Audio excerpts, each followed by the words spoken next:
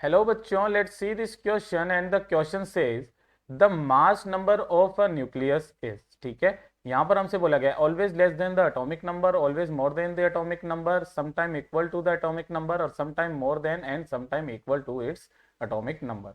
ठीक है, तो चलिए इसको शुरुआत करते हैं। यहाँ पर सबसे पहले तो हम लोग बात कर लेते हैं इनके बारे में। जैसे कि मान लेते हैं हमारे पास, अच्छा ये हमारा ये है, इसको येलो करके छोड़ देते हैं। ये रहा पेन। ओके, देखिए सॉल्यूशंस के अंदर सबसे पहले तो जैसे कि आपके पास में एक अननोन न्यूक्लियस है, दैट इज एक्स, है ना। ये क्या है बेटा, हमारे पास में अननोन न्यूक्लियस। ठीक है, अननोन न्यूक्लियस।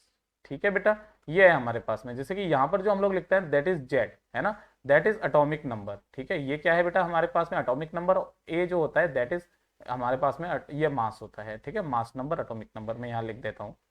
ठीक है, दैट इज एटॉमिक नंबर, या फिर मैं इधर लिख देता हूं जेड इज एटॉमिक नंबर। ठीक है, और ए क्या है बेटा हमारे पास में, that is mass number.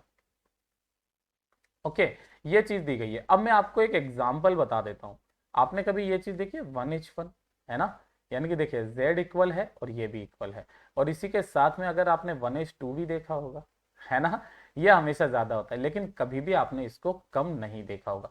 Always more then नहीं बेटा, ऑलवेज लेस देन ये भी नहीं बेटा, sometime equal to its atomic number. जी हाँ बेटा, ये देखिए, है ना, सम टाइम्स हो सकता है और समटाइम्स मोर देन भी हो सकता है। ठीक है, तो जो हमारे पास में सी है वो करेक्ट ऑप्शन है, डी भी हमारा करेक्ट ऑप्शन है।